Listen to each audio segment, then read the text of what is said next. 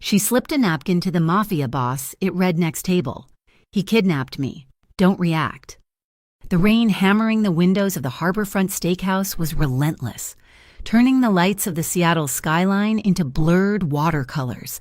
Inside, the air was thick with the scent of aged beef and old money, a warm cocoon against the October chill.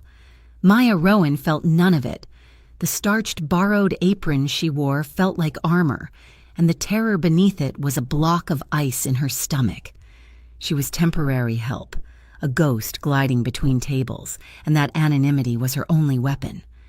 Her hand, slick with sweat inside her apron pocket, clutched the folded linen napkin. At table 3, near the window, sat Cassian Vale. Even in the low light, he was unmistakable. The head of the North Light Syndicate didn't just occupy a chair, he held court, his presence drawing all the light in the room toward him. He was in quiet discussion with his lawyer, 2 glasses of dark red wine sitting untouched. Everyone in Seattle knew his name. Maya was counting on the stories being true that he was a man of rules, of a certain dark honor. Her real focus, her prisoner, was at table 4, Tate Riker. He was handsome in the way of a vacant storefront, all clean lines and no substance. He was posing as her boyfriend, his hand resting possessively on the small of her back whenever she was forced to stand near him. Tate, the man who had answered her resume with the promise of a logistics job. Tate, the human data broker who was now, in cold, technical terms, preparing to sell her to an unknown contractor. This was her only chance. She approached table 3, her movements fluid, practiced from a life she thought she'd left behind. More water, Mr. Vale.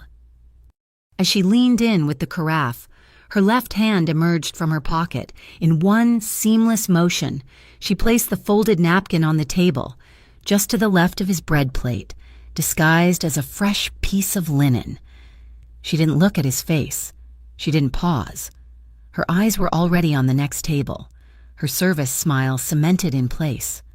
The note was written in blue ballpoint, the words pressed hard into the linen. Next table, he kidnapped me. Don't react. Cassian Vale registered the slight weight difference. The napkin landed with a duller sound, heavier, dampened by the fear of the woman who had delivered it. His lawyer, Martin, was droning on about zoning permits for a new warehouse. Cassian's eyes remained fixed on Martin, nodding slightly, as his hand moved casually beneath the table. He unfolded the napkin with his fingertips, his thumb tracing the desperate indents of the letters. He read it once. His expression did not change, not a flicker in his steel-gray eyes, not a tightening of the jaw. The only sign was the sudden stillness of his breathing. He had seen fear before. This was different. This was calculated. The woman hadn't screamed or wept. She had chosen her moment. She had chosen him. His right hand, hidden by the heavy tablecloth, found the small, milled aluminum button secured beneath the mahogany. He pressed it once, a silent digital signal to his driver and head of security, Jules, waiting in the black sedan parked down the block.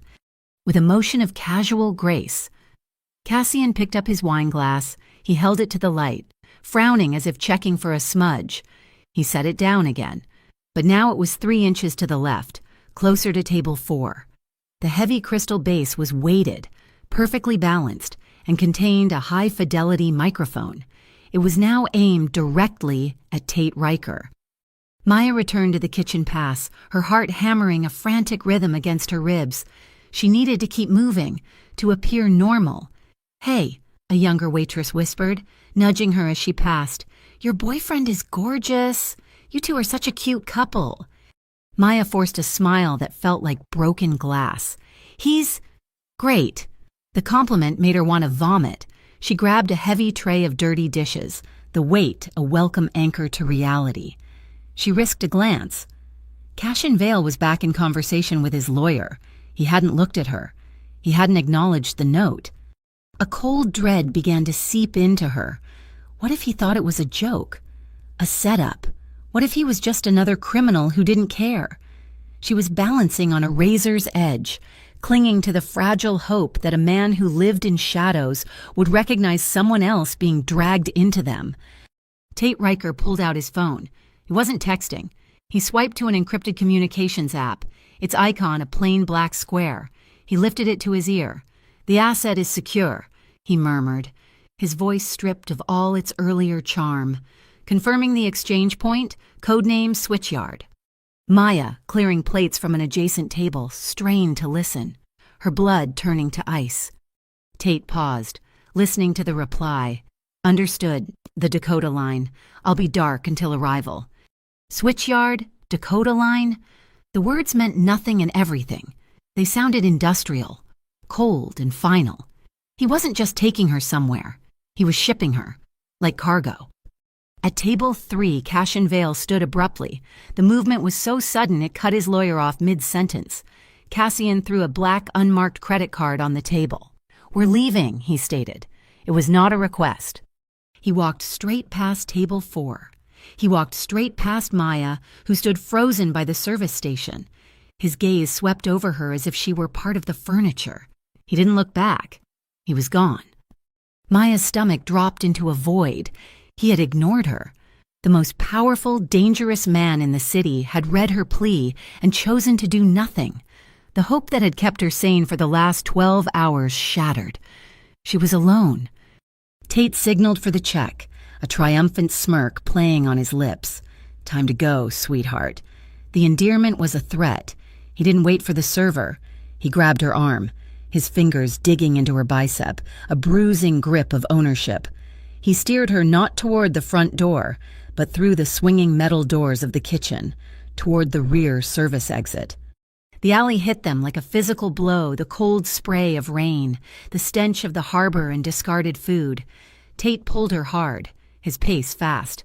"My car's just here. Be quiet." A figure blocked the alley's exit to the street, tall in a tailored black coat that seemed to drink the meager light. Sunglasses, stark and alien at night, concealed his eyes. It was Cashin Vale. Tate stopped, yanking Maya half behind him, his hand instantly going to the inside of his jacket. "We don't want trouble," Tate said, his voice suddenly higher. Cassian didn't look at Tate. He didn't even look at Maya. He seemed focused on something down the street, as if waiting for his car. He slowly raised his left hand, adjusting the cuff of his white shirt. As his hand emerged from the coat sleeve, his wrist turned slightly under the dim alley light. His index finger tapped a sequence against the bone of his own wrist. 2 sharp taps, a pause, 1 tap, and a pause. 3 taps. 2, 1, 3. It wasn't a nervous tick. It was a language, a signal she wasn't meant to understand, but one he knew she desperately needed to see. It was the confirmation she thought she had lost. It meant received. Cassian stepped aside, melting back into the deeper shadows. Tate, unnerved but seeing a clear path, shoved Maya forward. "Move! Now!" He hustled her toward a dark sedan idling at the curb. As Tate threw her into the passenger seat, Maya looked back. Cassian's car, a sleek black sedan, pulled away from the curb, its headlights cutting through the descending fog. His driver, Jules, made a calm, legal U-turn. The sedan fell in line.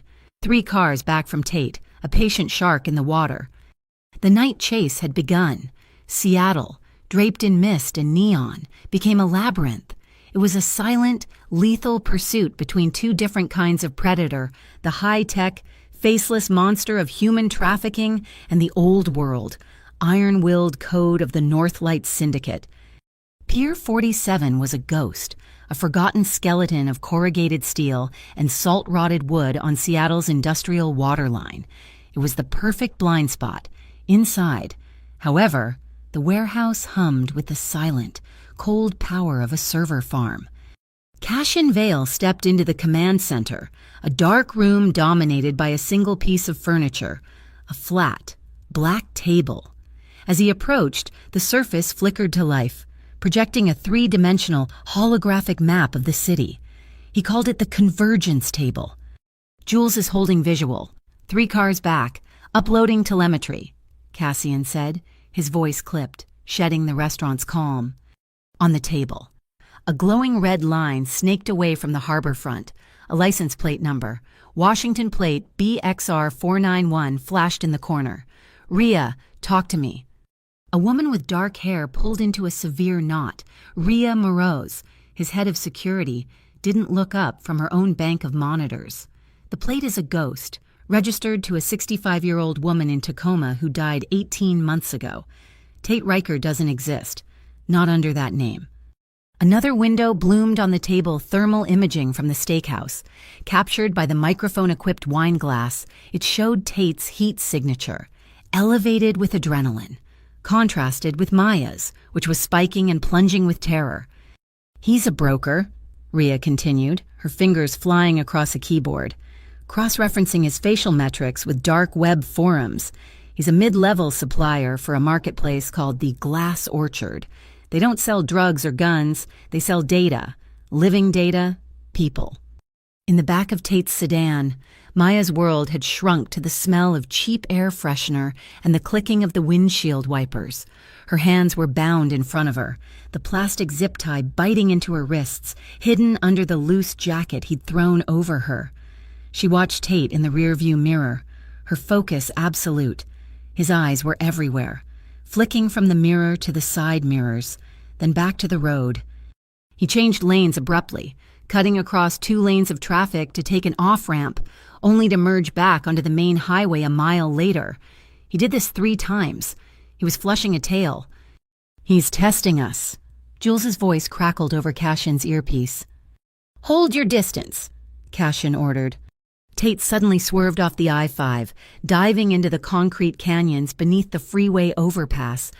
He parked in the deepest shadow, cut the engine, and killed the lights. The sudden silence was deafening, broken only by the distant hiss of traffic above.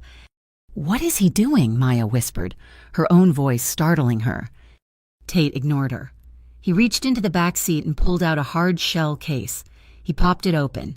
Inside was a small, 4-rotor drone, a cheap commercial model. "Just making sure your new friends aren't following."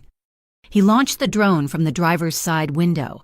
It ascended quickly, a cluster of angry red and green lights, rising above the overpass to scan the highway behind them. "He's got a bird in the air," Jules reported, his voice tight. "We're exposed." On the convergence table, a new icon appeared, the drone. "Finch," Cassian said, turning to the shadows where his hacker sat, illuminated only by the glow of 6 monitors. "That's a Skylink consumer model. Can you take it?" Finch, a man who looked barely out of his teens, cracked his knuckles. "Can a fish swim? He's running it off a burner phone's unsecured hotspot. He's basically inviting me in. Give me 10 seconds. The drone's video feed populated a screen on Finch's wall. It showed Jules's sedan, stark and obvious, parked just 2 blocks back. "Jules, pull into the bus lane, lights off, now," Cashin commanded. "On it," Finch said. "I have control, rerouting his video feed."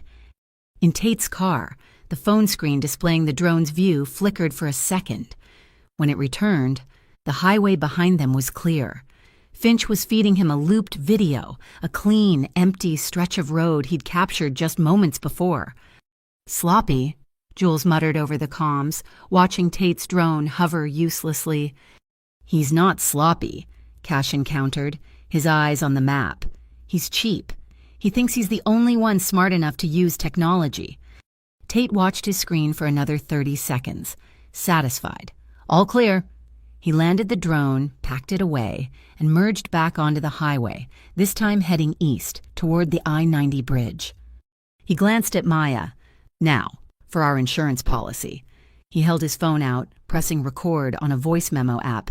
"You're going to say the following: 'My name is Maya Rowan. I'm with Tate Riker of my own free will. We're going on a road trip.' Say it." Maya stared at the phone. Her mind raced. A denial would earn her a backhand, or worse. She had to comply, but she had to fight.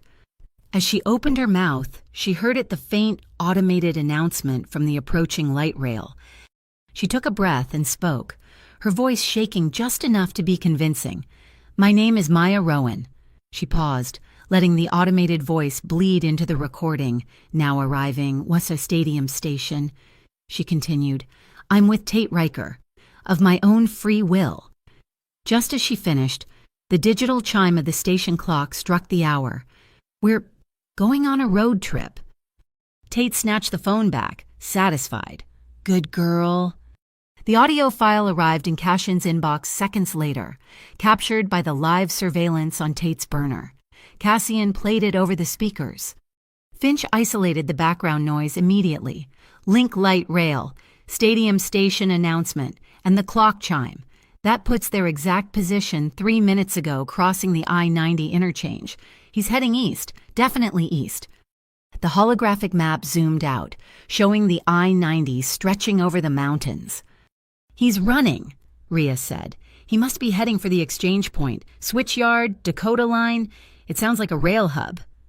"He won't get far," Cassian said. He picked up his own phone, dialing a number from a secure list. "This is Vale." "Yes. Activate Protocol 12. I need a ghost checkpoint, Bureau of Interstate Racketeering, random weight inspection. Set it up on I-90, just before the Snoqualmie Summit. Full lights, no lethal. I want to rattle his cage, not break it." 50 miles ahead of Tate, a pair of black and white SUVs, officially registered to the non-existent Bureau of Interstate Racketeering, pulled out of a hidden garage.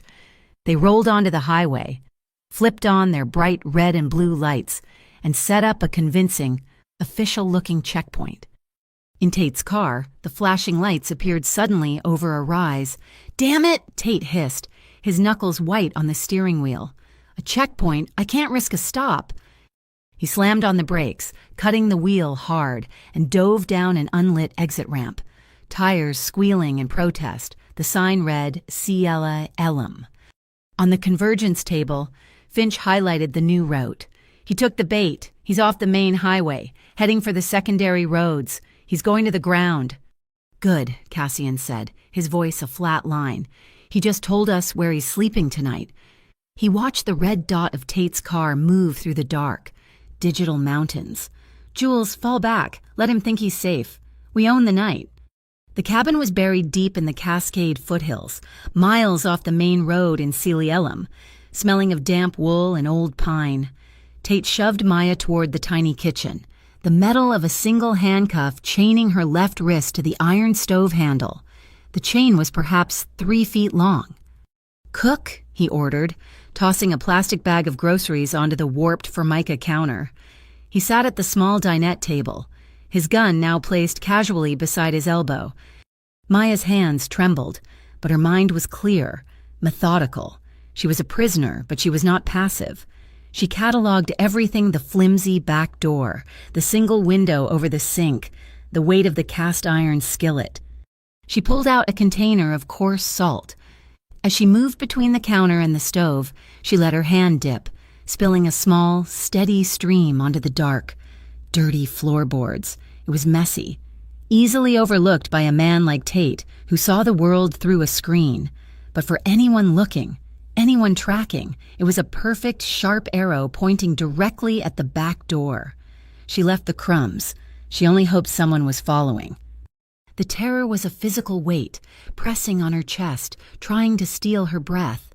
She saw him watching her, his eyes cold and assessing, like she was livestock. The urge to scream, to collapse, was overwhelming. She fought it. She stood at the sink, her back to him, and forced the air into her lungs. Inhale. 4 counts. Hold. 4 counts. Exhale. 4 counts. Hold. 4 counts. The box breathing, the world stopped shrinking. The panic receded, contained. In her pocket, her fingers closed around a sharp edge. It was a shard of plastic, broken from the cheap, faceted button on her cuff in the car. She had worked at it for an hour, twisting and worrying the plastic until it cracked, hiding the small piece in the seam of her jeans. It wasn't a knife, but it was a promise. Tate, meanwhile, was high on his own success, energized by the clean getaway. "You have no idea how lucky you are," he mused, wiping down his pistol with an oilcloth. "You're not just some street commodity. You're going to the Chancellor." Maya kept her focus on the skillet, the sizzle of the cheap beef, a cover for the frantic beating of her heart. "He runs the entire northern grid for the glass orchard," Tate bragged. We're moving past messy, physical transportation. He's standardizing the body cloud contract, all your data, your biometrics, your physical profile, encrypted and tokenized. You're not a person anymore. You're a clean asset, instantly transferable. He laughed, a dry, clicking sound. This is the future. He took off his jacket and threw it over the back of his chair. A set of keys fell from the pocket, attached to a heavy, brushed titanium USB drive. The metal was laser engraved with sleek, sterile letters, SR91. Maya's breath hitched. SR91. The code had been in the email signature, the job posting for a logistics coordinator at a new shipping firm, the one that had paid for her flight to Seattle, the one that had seemed too good to be true. This wasn't one man. This was a corporation. At Pier 47, Cashin watched the convergence table. A single thermal signature glowed from a satellite feed. He's in a rental cabin. Deep woods, he's off the grid, and he knows it. The BIR checkpoint was a ghost, Rhea said, her face taut. We can't run that play again. It's too loud. If he suspects we're anything other than local cops, he'll erase her. Cassian stared at the glowing dot. Satellite tracking was useless now. It told him where Tate was, not what he was doing. He needed ears inside. We go gray. There's a local telecom co-op that services those mountains. I want you to buy an 8-hour emergency maintenance window on their fiber optic cable, the one that runs past that access road. Rhea raised an eyebrow. Buy it. Buy it, lease it, break it. I don't care. Cassian said. Finch, get a signal tap ready. We're plugging directly into the main line. 2 hours later, Rhea and another operative, disguised as hikers in bright technical gear, discovered a frayed connection in a junction box half a mile from the cabin.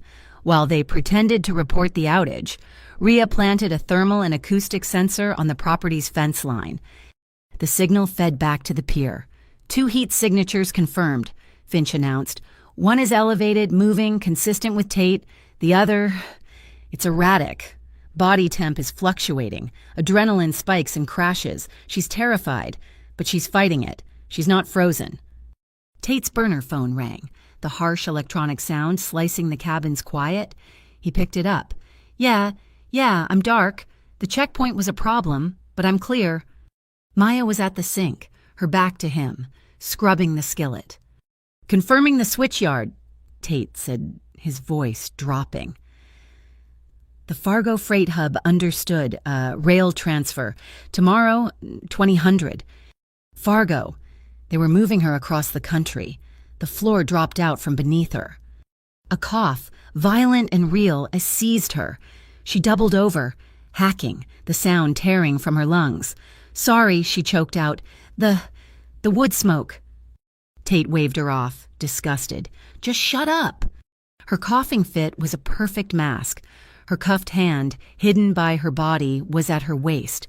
Her thumb found the tiny, flat disc Cassian had slipped into her palm when he'd handed her that second napkin. A move so slick, even she had barely felt it. It was a dormant GPS tracker, no bigger than a dime. Her cough covered the sound of her thumbnail pressing the micro switch. Holding it for 3 agonizing seconds, a single, silent vibration against her skin confirmed it was active. Find me. Please, find me. Night fell, cold and absolute. Tate finished eating and shoved her into the single, tiny bedroom. He cut the handcuff from the stove, only to replace it with a thick plastic zip tie around her wrists. He looped another tie through that one, securing her to the heavy, iron bed frame. He left it just loose enough to show his arrogance. He didn't see her as a threat. She waited. She listened until the sound of his breathing in the main room settled into a slow, heavy rhythm. Silently, she worked her hands, maneuvering the tiny, sharp shard of plastic from her pocket. She twisted her body, pulling the zip tie taut against the bed frame, and began to saw at the thick plastic. She scraped, she dragged the edge. The plastic was too dense, the glass shard too brittle. She worked until her fingers were raw, but the tie held. With a final, desperate twist, the shard snapped, the tiny blade skittering across the floor, lost in the dark. A raw, hot tear of frustration burned a track down her cheek. She wiped it away angrily. She wouldn't break. Breathe. Four. She changed tactics. She couldn't cut, but she could write. She still had the base of the broken button, a hard piece of jagged plastic. She reached under the cheap wooden headboard, her fingers finding a patch of rough, unfinished pine. Masked by the sound of the wind rattling the window frame, she began to scratch. A long, deep gouge, then another, angled to meet the first. It was slow, agonizing work, the sound barely audible even to her own ears. A single letter, scratched into the wood where no one would ever look. V. It wasn't a clue. It was a prayer. V for Veil. The thermal image on the convergence table was a picture of a cage, 2 glowing signatures, one pacing, one static. Pier 47 was silent, the only sound the hum of the servers. A breach is too hot, Cassian said, his voice flat, final. He'll kill her before we get through the door. A sniper is impossible. The window is too small. He's expecting force. So, we don't use force, Rhea Morose replied, stepping up beside him. Men like Tate Riker, the ones who call people assets, they have a fundamental weakness. They're greedy. They believe they're smarter than everyone else. Cassian looked at her. The bait. The bait, she confirmed. Finch, what did you find on that SR-91 drive? Finch spun in his chair. It's a token, a key to a much larger encrypted database. The drive itself is just the handshake, but Tate doesn't know that. He thinks it is the prize. Good, Cassian said. Rhea, set it up. A new buyer, anonymous, high priority, routed through the glass orchard. Offer him $50,000 in crypto for the drive. Not for the girl, for the drive. Finch's fingers were already moving. I'm on it. I've got his public wallet address from the burner. I can't just send him funds. He'll run. You won't, Rhea said. You'll send him a smart contract. A deposit of $25,000 locked. The contract only executes the wallet, only unlocks when his device pings the GPS coordinates of a specific location. He has to show up in person to get paid. The location, Cassian asked. Ellensburg Yard, Rhea said, the holographic map zooming in on a sprawling, desolate rail yard 80 miles east. It's open, multiple escape routes, and completely dead at this hour. He'll think it's a safe place for a quiet deal. In the cabin, Tate's burner phone chimed with a high-priority notification. He read the message from the Glass Orchard Marketplace. His eyes widened. $50,000 for the drive he'd been planning to give away as part of the deal. He looked at Maya, then at the USB. He could sell the data, then sell the girl in Fargo, double the profit. He checked the contract, a locked deposit. He had to be at the Ellensburg yard to receive the funds. It was on the way. Change of plans, he snapped, grabbing Maya by the arm and cutting the zip tie from the bed. You just got a bonus payday. He hauled her out into the pre-dawn cold and shoved her into the car. Tate drove fast, his focus on the money, his caution forgotten. He didn't see the 2 dark, heavy-duty pickup trucks, one driven by Jules, one by Rhea, fall in line 5 miles behind him. They didn't push. They just followed. 2 shadows locking the wind, blending in with the sparse, early morning truck traffic. The Ellensburg yard was a graveyard of steel. Rusting boxcars sat on dead-end tracks, and piles of scrap metal formed jagged, mountainous skylines against the gray. Rainy dawn. The wind was a physical force, howling through the empty cars, carrying a biting mist. Tate parked near a set of loading conveyors, his phone in his hand, the wallet app open. Connecting. The app read, Error. Geolocation not precise. Move to designated coordinates. A yellow dot flashed on his screen, indicating the center of the yard. Damn it, Tate snarled. He got out of the car, pulling Maya with him. Stay close. He walked 20 yards, holding the phone up. It chimed. Wallet unlocked. Funds pending. Awaiting second factor authorization. What second factor? Tate whispered.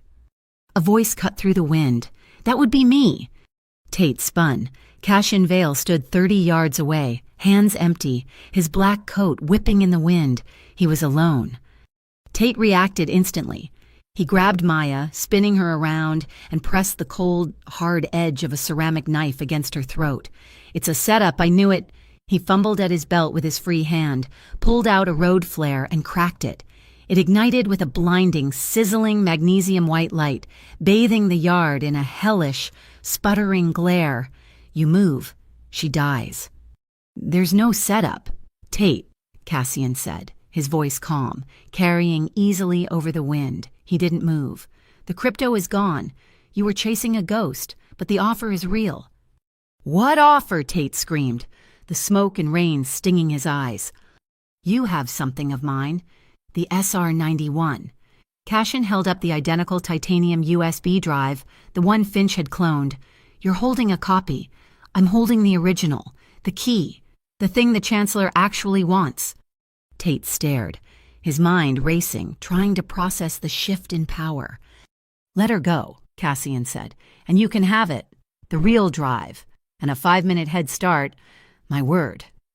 Tate's eyes darted between Cassian, the drive, and the darkness. This was his prize. This was his escape. "Throw it. Throw it here, and I'll let her go." "I throw it. You kill her," Cassian said, taking one slow step forward. "I'll meet you halfway." The wind howled, a banshee's wail.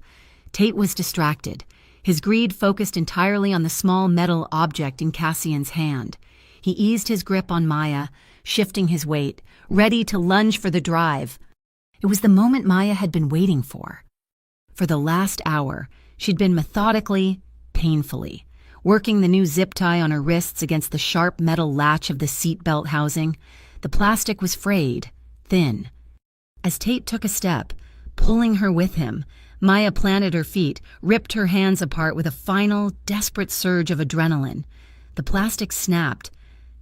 Before Tate could even register the movement, she dropped her center of gravity, ducked under his knife arm, and threw herself sideways in a roll, landing hard on the gravel next to a dormant conveyor belt. "Now!" Cassian yelled. The sound of the shot was a dull thump.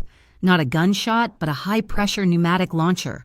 From a perch atop a stack of containers, Rhea fired. A canister hit the front axle of Tate's sedan and exploded, engulfing the wheel in a tidal wave of thick, sticky foam that began to harden instantly.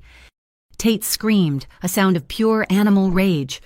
He saw Maya scrambling. He saw his car disabled. He saw Cassian moving, not toward him, but toward her. He'd lost.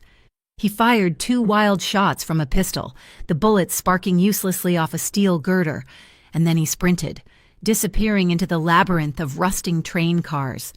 Cassian reached Maya, pulling her up from the gravel, his hands strong and steady on her arms. "Are you hit?" She was shaking, soaked from the rain, her wrists raw and bleeding, but she was standing. "No," she gasped. "No, I'm okay." Jules ran past them. Stopping where Tate had stood, he knelt and picked up a small, black burner phone. Dropped in panic. He held it up. He left his lifeline. The drive back was silent, the armored SUV a pocket of warmth against the storm. Cassian sat opposite her, watching. He handed her a sealed bottle of water and a sterile bandage from a kit beneath the seat. When she finished cleaning her wrists, he finally spoke. His voice was low, devoid of pressure. "Jules can have you back in Seattle in 90 minutes. We can drop you at your apartment or a hotel. You'll be home. You'll be safe." He paused, letting the offer settle. "Or, we'll finish this." Maya looked at the small, black phone Jules had placed on the console. She thought of the cold-blooded bragging. Chancellor, Glass Orchard, Body Cloud. She thought of the cargo hub in Fargo. She knew this wasn't over. It had only just begun. She met Cassian's gaze, her own reflection staring back at her in his steel-gray eyes. She took a long, steadying drink of water and placed the bottle down. "We finish it." Sunfall was not a house. It was a fortress disguised as a piece of modern art, all glass and cedar, perched high on a cliff overlooking Spokane. The city was a distant glitter, a world away. Inside, there was no damp pine or fear. There was only the scent of antiseptic and brewing coffee. A quiet, older man who introduced himself only as Dr. Aris had just finished stitching a shallow cut on Maya's forearm, the one she'd gotten during her tumble on the conveyor. He worked with gentle efficiency, his movements economical. Cassian stood by the window, his back to them, watching the rain begin to lash against the glass. He had not crowded her, had not hovered. "The abrasions on your wrists are clean, doctor," Aris said, applying a final bandage. "They will scar, but not badly. You were lucky." "Thank you," Maya murmured, her voice hoarse. Aris nodded to Cassian. "She's in shock, but she's strong. She needs rest and calories. I'll leave the supplies on the counter." He packed his bag and, just as silently, let himself out. Cassian turned, his gaze unreadable. He gestured to the sterile white gauze. He said to change that dressing before morning. "May I see—" She held out her arm. He didn't just take it. His fingers hovered for a fraction of a second. A question? She nodded. He touched her then. His hold incredibly light, his thumb brushing the edge of the bandage. His hands were warm, steady. It was the touch of a craftsman, not a brute. He was just checking the doctor's work. He released her just as quickly. "Kitchen's this way. You need to eat." Night fell hard. The storm, which had chased them across the state, slammed into Spokane with renewed fury. They sat in the cavernous living room, Maya wrapped in a thick cashmere blanket, a bowl of soup untouched on the table before her. And then, with a heavy thunk, the power died. The lights, the faint hum of the climate control, the digital displays all gone. The darkness was absolute. A sudden, suffocating press that brought the cabin back. Maya's breath hitched. A tremor started in her hands, one she couldn't stop. It wasn't the cold. It was the silence, the dark. It was the memory of the zip tie, the iron bed frame, the feeling of being utterly, hopelessly trapped. A match flared, sulfur and light. Cassian was in front of her, his face illuminated from below as he lit a thick pillar candle on the coffee table. The flame caught, casting their shadows, long and dancing. On the walls, he lit two more. "The backup generator will kick in," he said, his voice calm. "But it can take a minute. Let's move to the kitchen. It's smaller, warmer." He led the way, the single candle in his hand. The kitchen was a sleek expanse of marble and steel, now softened by the flickering light. He set the candle down. The tremor in Maya's hands had spread, a deep, rattling shiver that shook her whole frame. "It's just the cold," she lied, her teeth chattering. Cassian turned, unzipped the heavy wool coat he'd been wearing, and draped it over her shoulders. It was heavy, smelling faintly of the rain and something else, soap, leather, him. The warmth was immediate, but it was the weight that helped. It was an anchor. His hand rested on her shoulder for a moment, a brief, solid pressure. "You're safe," he said. It wasn't a question. It was a statement of fact. His shoulder brushed hers as he sat on the stool beside her. They sat in the candlelight, the storm a dull roar outside. "I used to want to be a tattoo artist," Maya said, the words tumbling out into the quiet. "A medical tattooist, for people for survivors, reconstructive work, scar coverage, giving people back the parts of themselves that were stolen. A way to reclaim their own skin." She laughed, a broken, bitter sound. "Funny, right?" Cassian looked at her, his expression serious in the dancing light. "It's not funny. It's necessary." He paused, his gaze dropping to the flame. "My father did business with men like Tate, men who traded in flesh. He saw them as just another commodity. I saw the results." He looked up, his eyes locking with hers. The gray turned to charcoal in the dark. "When I took over the North Light Syndicate, I made one rule. It is the only rule that matters. We don't trade in people. Ever. We don't buy them. We don't sell them. We don't transport them. We don't look the other way." The silence that followed was different. It wasn't empty. It was filled with everything they weren't saying. He wasn't just a criminal. She wasn't just a victim. His hand, resting on the counter, was inches from hers. He didn't move. She was the one who shifted, her fingers brushing his. It was the smallest of movements, but it changed everything. He turned his hand over, his palm facing up, an offering, not a demand. She placed her hand in his. His fingers laced through hers, a slow, deliberate clasp. He watched her face, searching her eyes, giving her every second to pull away. She didn't. He leaned in. The kiss was so slow it barely qualified as one at first. It was just a soft press of lips. A question. She leaned into it, a small, shaky breath escaping her. His other hand came up, not to grab, but to cup her jaw, his thumb tracing the line of her cheekbone. It was a kiss of reassurance. Not of passion, it was about shared breath, not stolen air. She felt his heartbeat, steady and strong against her. Or perhaps it was her own. Hammering against her ribs, it was a promise of partnership, a silent vow. Then the kiss deepened, a new warmth spreading through her, chasing away the last of the icy fear. It became a search, a confirmation. You are real. I am real. We are here. She felt the edge of the panic, the feeling of being overwhelmed, and she whispered against his mouth, "Slow down." He stopped, instantly. He didn't pull back, but the pressure eased. He smiled, a small, genuine smile that lit his eyes. He rested his forehead against hers, their breath mingling. "Okay," he whispered, "slow." He just held her, their hands still clasped, his coat still a heavy, protective weight on her shoulders. The generators never kicked in. They didn't need them. In the bright, clinical light of morning. Maya woke up on a sofa, Cassian's coat still draped over her. He was at the kitchen island, a phone to his ear, a fresh pot of coffee brewing. She stood up, walked over to him, and placed her hand on his forearm. He stopped talking, turning to look at her.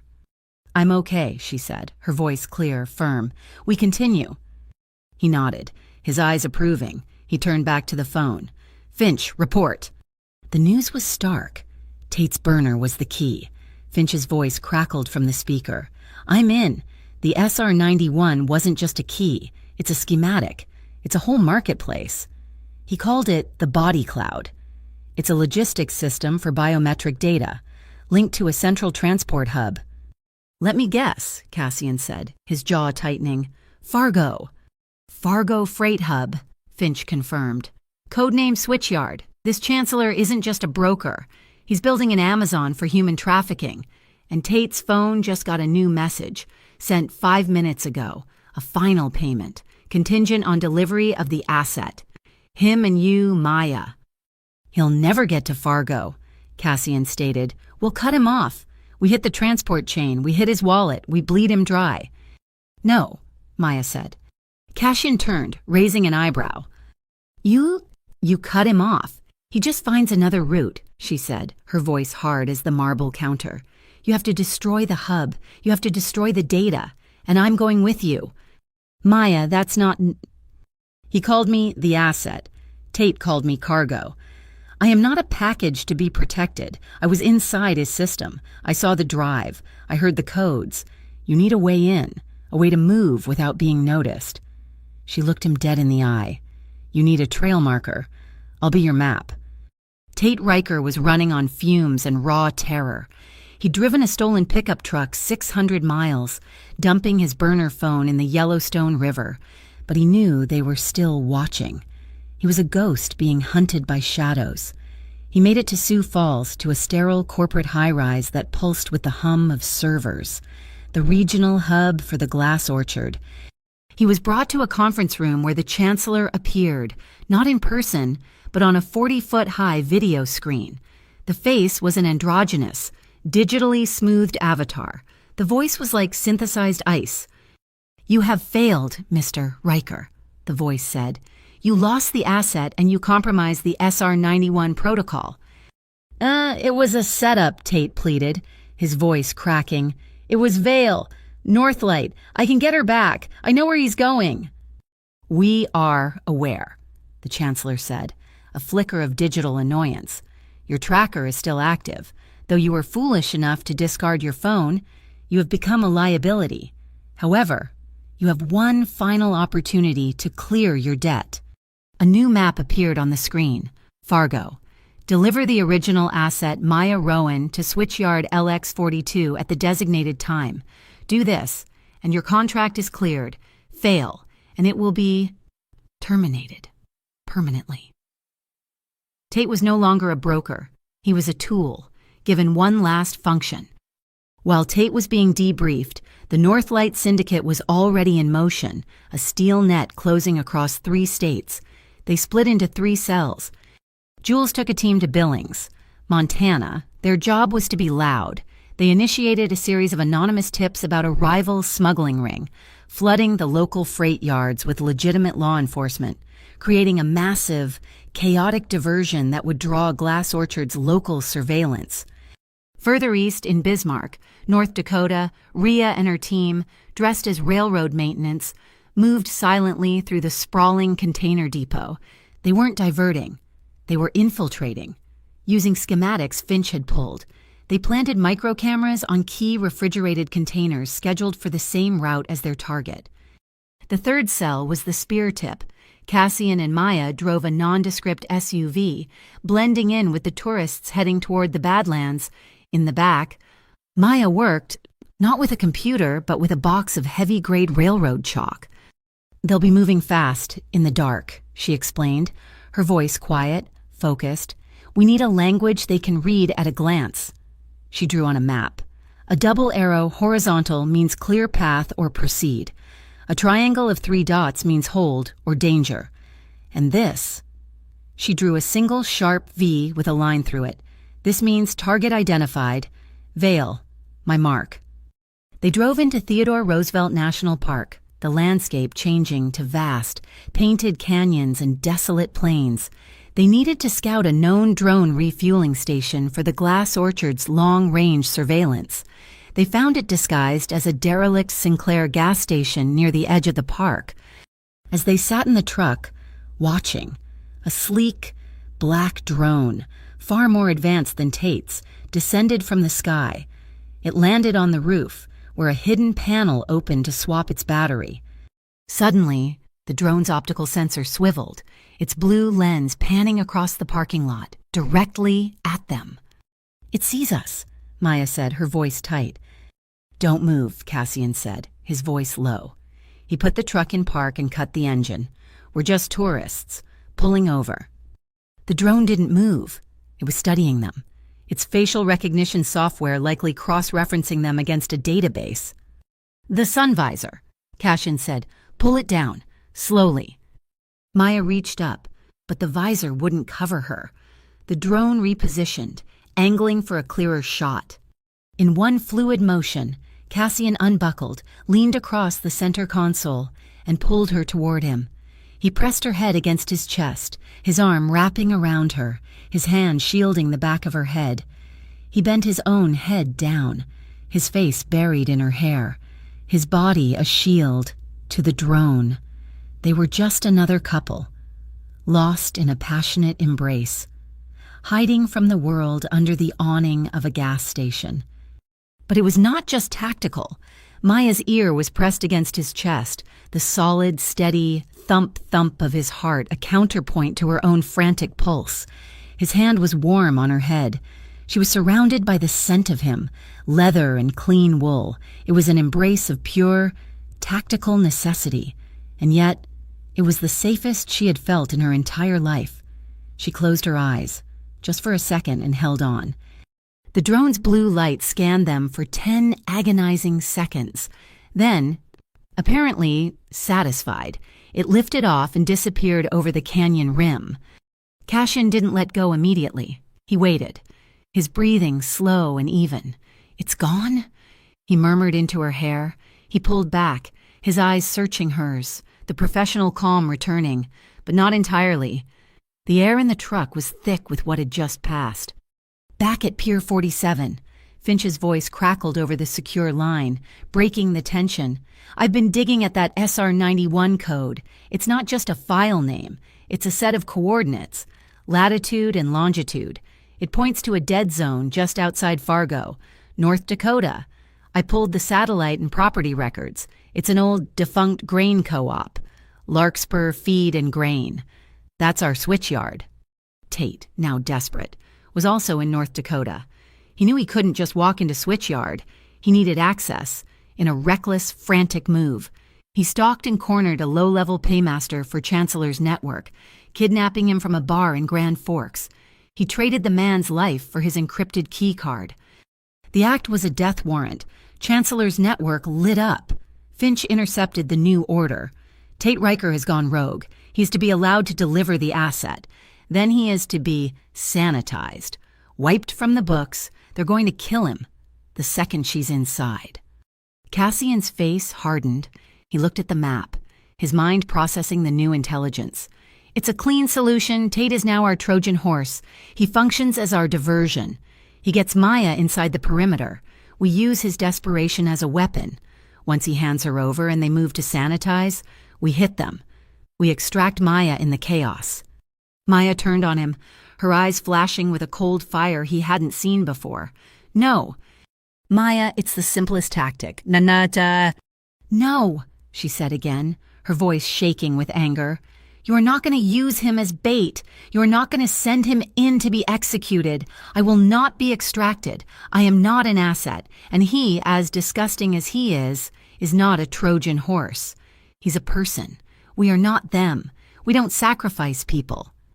Cassian stared at her, genuinely surprised. He saw the logic. Tate was the enemy, a tool to be used and discarded.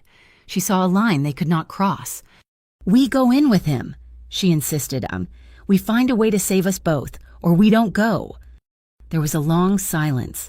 He was the boss, the strategist. His way was clean, logical, and ruthless. Her way was messy, complicated, and dangerous. It was also, he realized, the only right way. The only way that separated Northlight from the glass orchard. All right, Cassian said to her, his voice softer. A new plan. We save you both. Finch, Rhea. We're changing the objective. This is no longer an extraction. It's a rescue.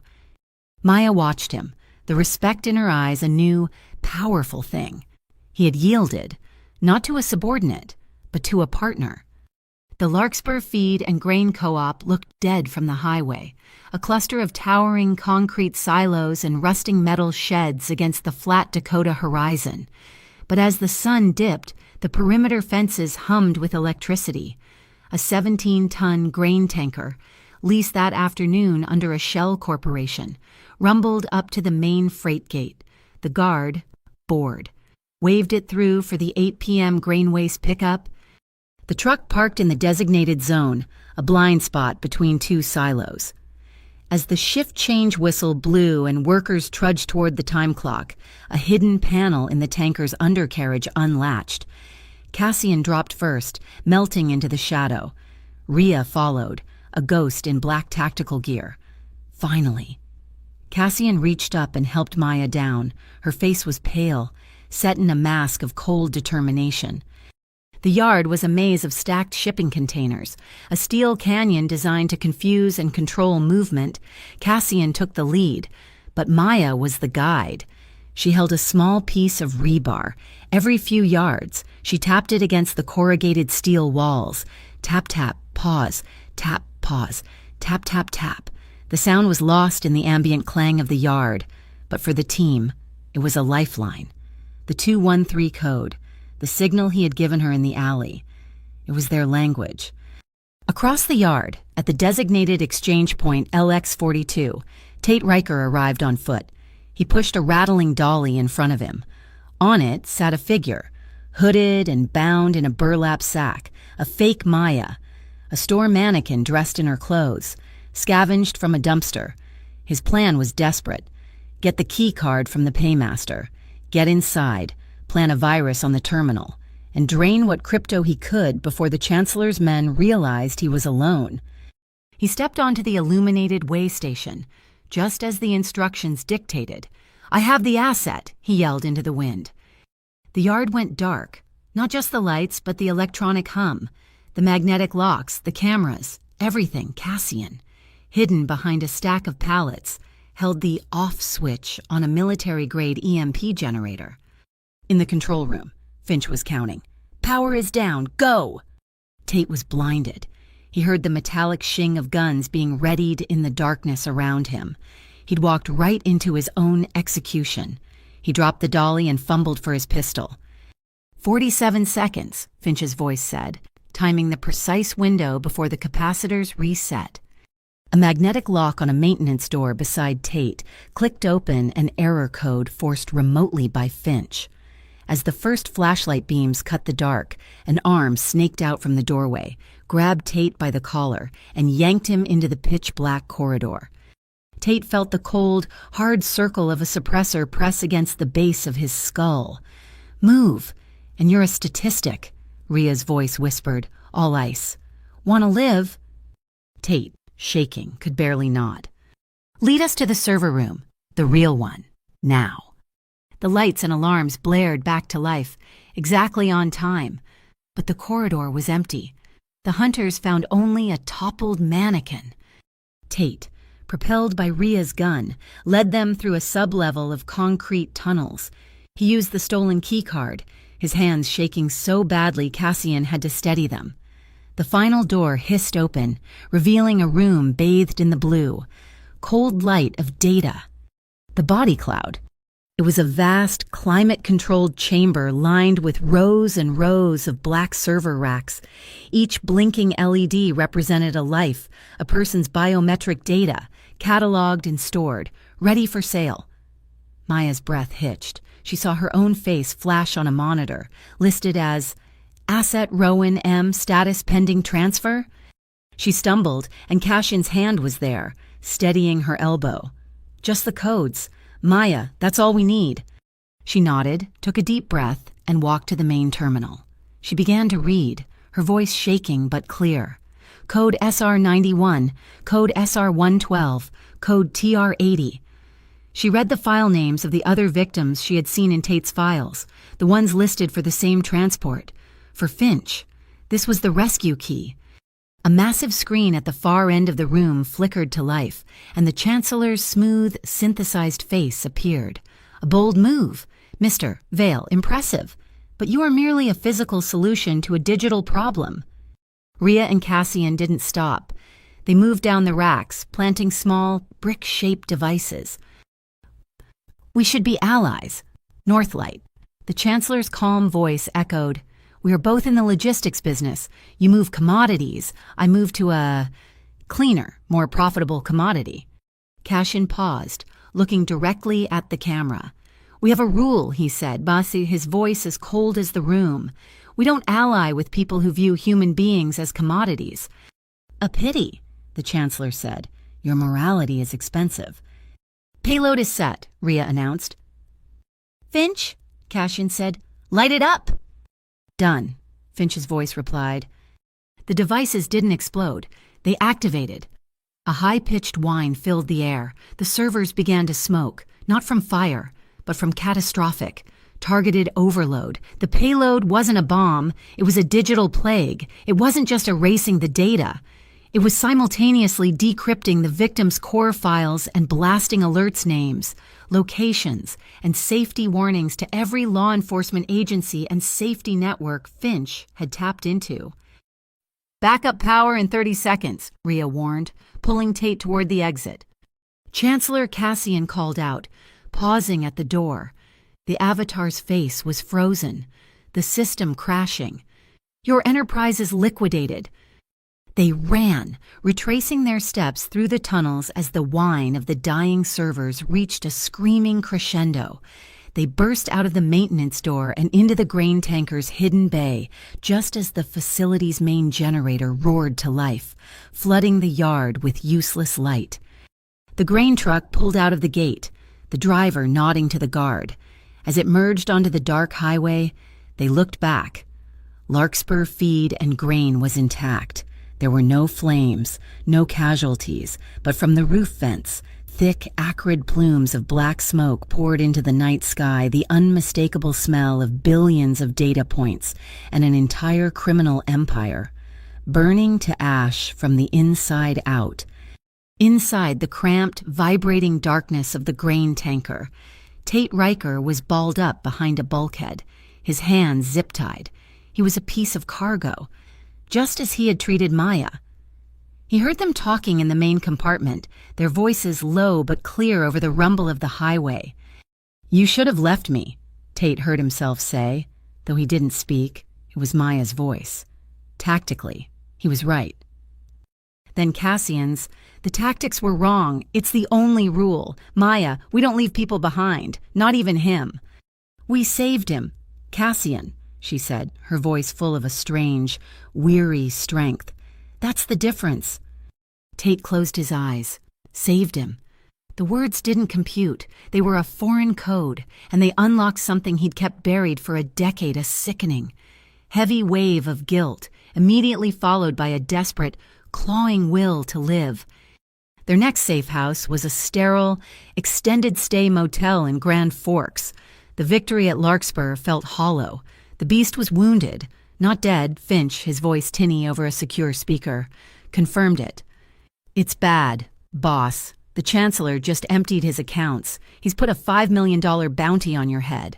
Public, every broker, every gun for hire from here to Chicago just got the alert. You're the most valuable target on the continent." "He's running," Rhea said, cleaning her pneumatic launcher. "No," Cassian said, staring at the rain-lashed window.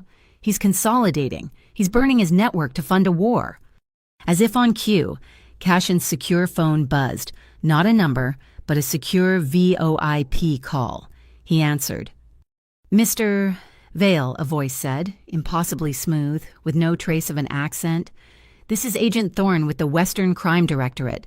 It seems we have a mutual, and very public, interest in the party known as Chancellor. We've been tracking his financial movements for some time. We believe it's in our best interest to pool our resources." Cassian's eyes narrowed. "I've never heard of the Western Crime Directorate."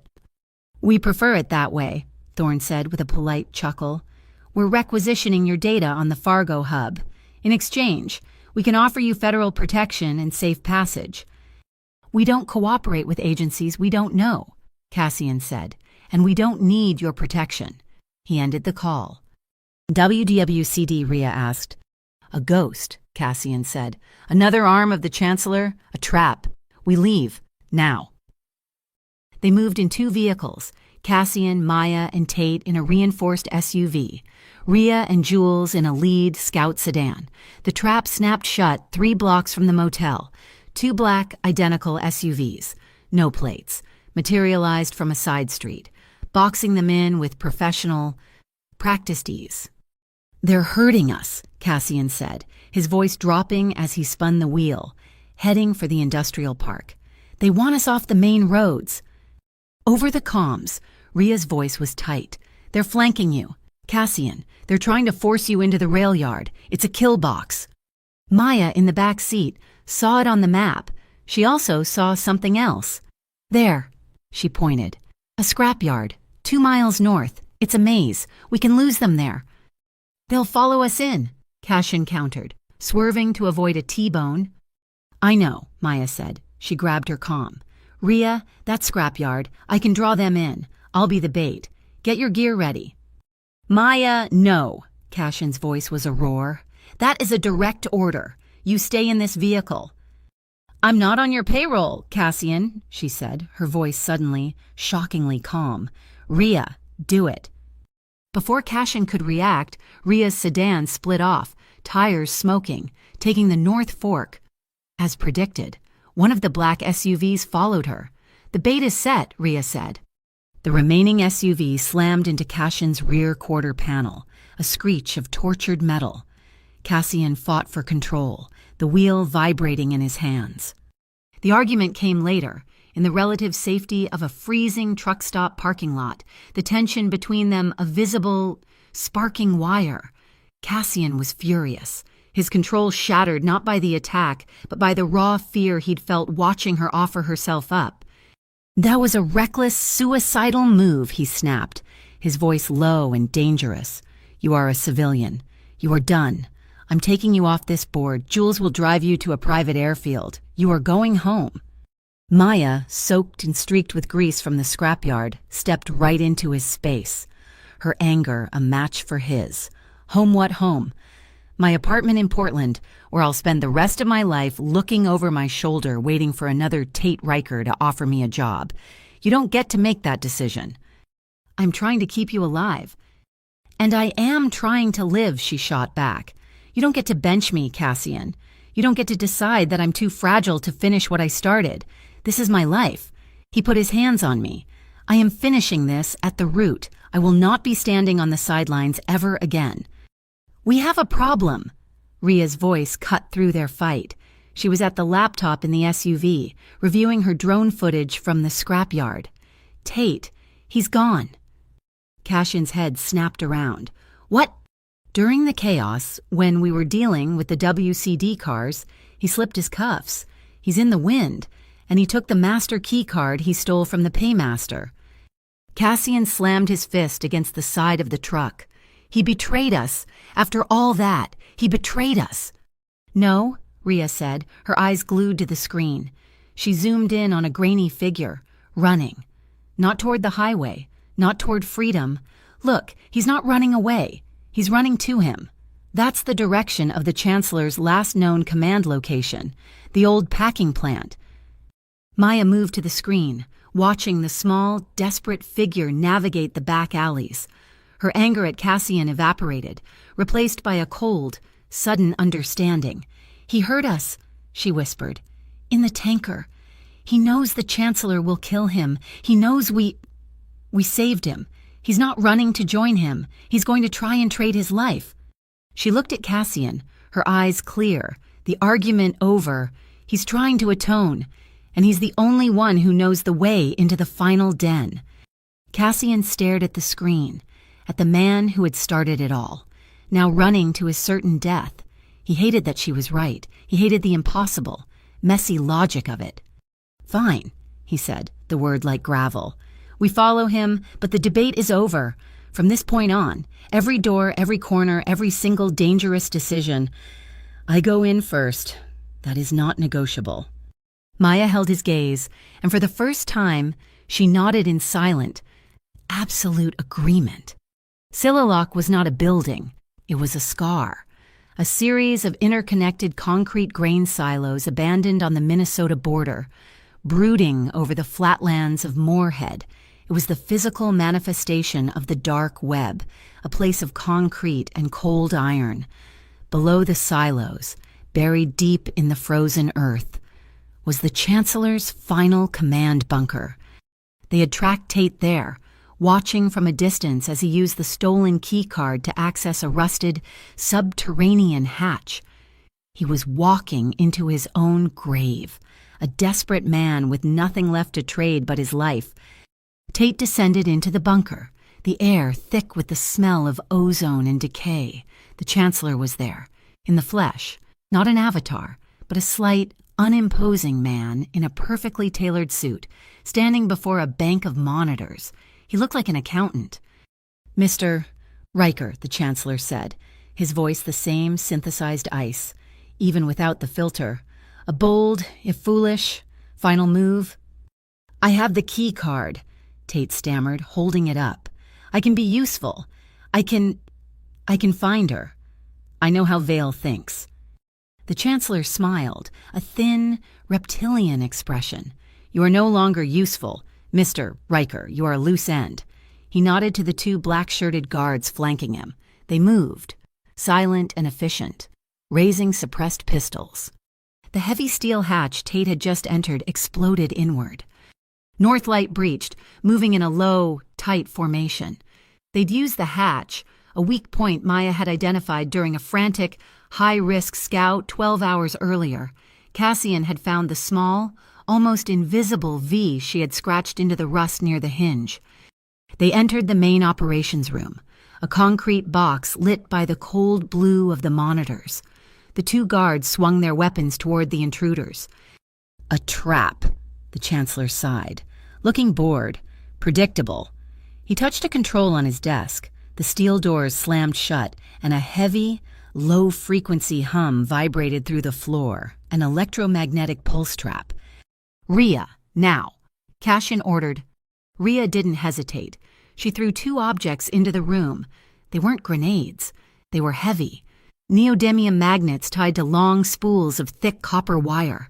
They slammed onto the metal walls, grounding the charge, the air crackling as the EM field shorted out. The Chancellor's eyes widened, his calm breaking for the first time. Clever. He hit another button.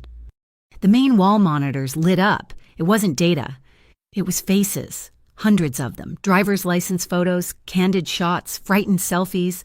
The victims of the body cloud. The ones whose data had been erased but who were still lost. They are just ghosts in the machine. Mr. Vale, the Chancellor said, his voice laced with contempt. Data. You've accomplished nothing. Maya saw them, a young woman who looked like her, a teenage boy. Her breath caught. Her knees buckled, the sheer scale of the horror flooding her. Maya! Cassian's voice cut through the haze. He didn't look at the screen. He grabbed her hand, his grip like a steel anchor. Look at me. She tore her eyes from the monitors and met his. His gaze was absolute, a shield. They are not data, he said, his voice low and fierce. For her alone, they are people, and we are here to finish this. He squeezed her hand, and her strength returned, flooding her, hot and sharp. Finch, Cassian yelled. Lures are active, Finch's voice replied in their earpieces. The guards opened fire, but their aim was off. Finch was sending ghost signatures to their thermal scopes, tiny emitters creating false heat targets. The guards were shooting at shadows. Cassian moved, using the chaos, closing the distance. He stood 10 feet from the Chancellor. You trade in human data. I'm here to erase your ledger. The Chancellor laughed, a dry, humorless sound. The ledger is in my head, you fool. He slammed his hand down on a final red button, and this is the end of the line. The room did not explode. Instead, with a series of loud, concussive pops, the main power grid blew, the lights, the monitors, the faint hum of the servers. Everything died. They were plunged into a darkness so total it was physical, a heavy, suffocating black velvet. A single, panicked shot from one of the guards echoed deafeningly in the bunker. Gas masks, Cassian ordered, his voice tight in the dark. No, Maya whispered, grabbing his arm. Smell it. Chlorine. It's the air filtration. The emergency exit. She took the lead, her hand locked in his. She moved through the pitch black, pulling him, following the acrid chemical scent. Rhea and the team followed. A chain of ghosts. They reached a wall, a junction. Which way? Rhea breathed. A tiny spark flared. Cassian flicked his Zippo lighter, the small, brave flame casting huge, dancing shadows. The light illuminated the wall in front of them. There, drawn in chalk, was the small triangle of 3 dots, the mark she had designed, the whole danger sign. He clicked the lighter off. The other way. He lit it again. Holding it high, they were in a narrow ventilation shaft. 10 feet ahead, the chalk mark was a double arrow. Clear path. There, Maya said, pointing up. A ladder. It was a steep, iron-rung ladder, ascending into a black square that promised sky. Rhea, Jules first, Cassian commanded. They scrambled up. Tate, go. He cut the man's ties and shoved him at the ladder. Maya, you're next. Go. Now. Maya climbed, her hands slick with sweat. She was halfway up when a hand like a vice clamped around her ankle. She screamed as she was ripped from the ladder, crashing back down to the concrete floor. The Chancellor stood over her, his face a pale mask in the gloom. The dark had been his ally. He held a long, thin combat knife to her throat. Cassian stood frozen at the base of the ladder. Such a shame, the Chancellor hissed, pressing the blade just hard enough to sting. All that effort just to die in the dark. Let her go. Cassian's voice was dead calm. He slowly unclipped his weapon and let it fall to the floor with a heavy, final clatter. He raised his empty hands. Take me. That was the deal. I'll go first. The Chancellor smiled, Sensing victory, he eased the pressure on Maya, turning his head to savor his triumph over Vale. A shape launched itself from the absolute darkness of the corridor. Tate Riker. And he didn't yell, he didn't hesitate. He slammed into the Chancellor with the full force of his body, a desperate, redeeming lunge. The sound was a sick, wet tearing. Tate grunted, a sharp exhalation of air. He had taken the knife, the full length of the blade burying itself in his side. The point meant for Cassian. With his last ounce of strength, Tate grabbed Maya's jacket and threw her backward, shoving her toward Cassian. "Go!" he choked out, blood already on his lips. Above, Rhea, hearing the scream, aimed her weapon down into the dark. She saw the tangle of bodies. A single, suppressed shit echoed in the shaft. The Chancellor screamed, a high, thin sound. The knife clattered free. He fell back, clutching his hand, his weapon hand, now a ruin. The wail of sirens, distant at first, grew into a flood of red and blue lights washing over the Sillalok. Local police, acting on a detailed and anonymous tip from the Bureau of Interstate Racketeering, swarmed the facility. They found a scene they couldn't comprehend destroyed servers. A man in a $1,000 suit clutching a shattered hand, and a second man dead at the bottom of a ventilation shaft. As they cuffed the Chancellor, he looked past the officers, his eyes finding Cassian in the shadows. A small, cold smile touched his lips. "You've done nothing, Vale," he hissed, the synthetic smoothness gone, revealing a petty, human spite. "The data is backed up. The real ledger is safe in Zurich." A speaker on Rhea's tactical belt crackled to life. It was Finch, his voice echoing in the cold bunker. "No, it's not." The Chancellor's smile froze. "We've been live in your Zurich node for 20 minutes, Finch continued, his voice laced with triumph. "The erase payload just activated." On a nearby, still functioning monitor, a world map glowed. A red dot over Switzerland flickered, turned gray, and vanished. "Your body cloud is officially bankrupt, and by the way, the rescue manifests just went live. A lot of good agents just got very, very busy." They found Tate Riker leaning against the ventilation shaft, just below the ladder, his face pale in the light of their flashlights. The wound was too deep, the darkness spreading across his jacket. Maya knelt beside him, the anger she had felt for him gone, replaced by a profound, heavy sadness. He coughed, a wet, final sound. His eyes found hers. I heard you, in the tanker," he whispered, each word an effort. "You saved me. Why?" "We don't leave people behind," Maya said, her voice thick. A single, painful tear tracked through the grime on his face. "I'm sorry," he choked out, for starting all this. I wanted to be somebody." He fumbled for her hand. "Tell my mother in Spokane. Tell her. Tell her I tried. At the end, I tried." Maya took his hand. It was cold. She didn't offer him forgiveness. It wasn't hers to give, and it wouldn't be real. But she offered him peace. She held his hand firmly as the light faded from his eyes. "You're not alone," she whispered. He was gone. Cassian had wanted to fly her back to Seattle immediately, put her in a penthouse, and surround her with his security. She had refused. Instead, she stayed in a small, clean motel room in Moorhead for 2 weeks, working with the regional task force that Finch's data dump had mobilized. She sat with the survivors, the men and women pulled from the system.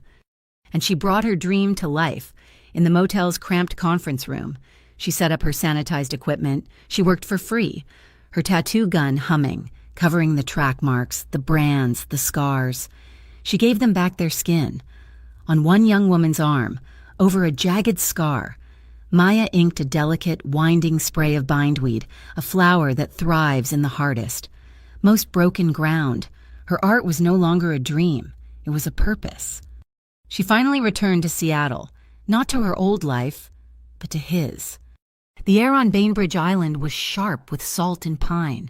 They stood on a long, dark wooden pier, the lights of the city glittering like a fallen constellation across the water. The wind was gentle, pulling at her hair. For a long time, they just stood, sharing the silence.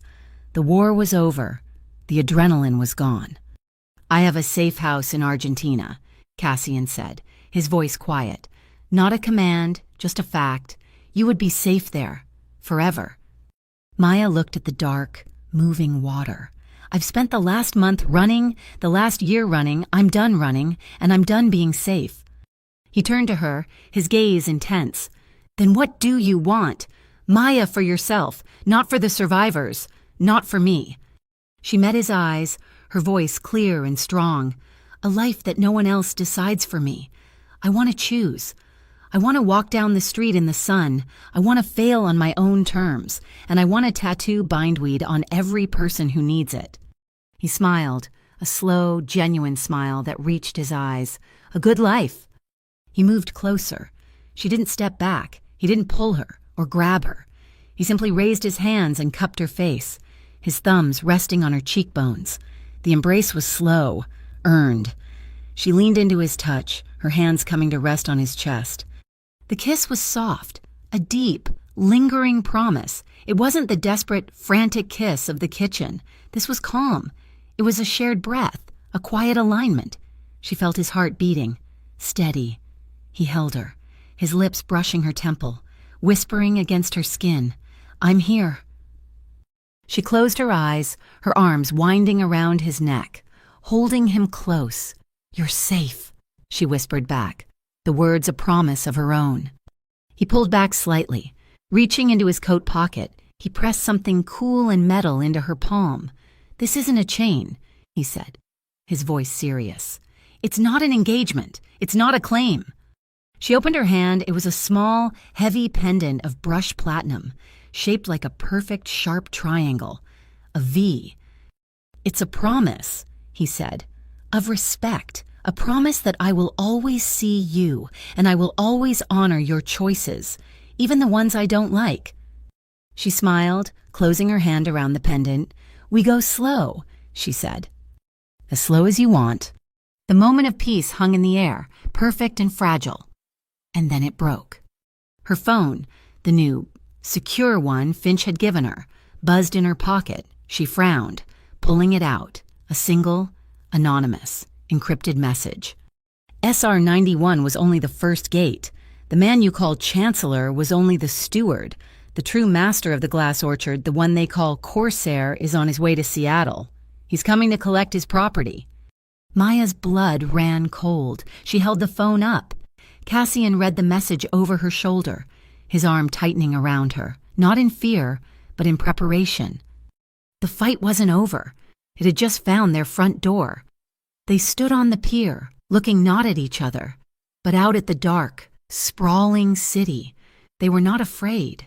They were ready. Thank you so much for listening to this story. We're a global family here, and I'd love to know where you're listening from. Please, leave a comment below and share your thoughts so we can all connect. If you enjoyed this journey, please subscribe to the Mafia Boss Story channel, like this video, and give that hype button a press. It truly helps this story get heard by more people.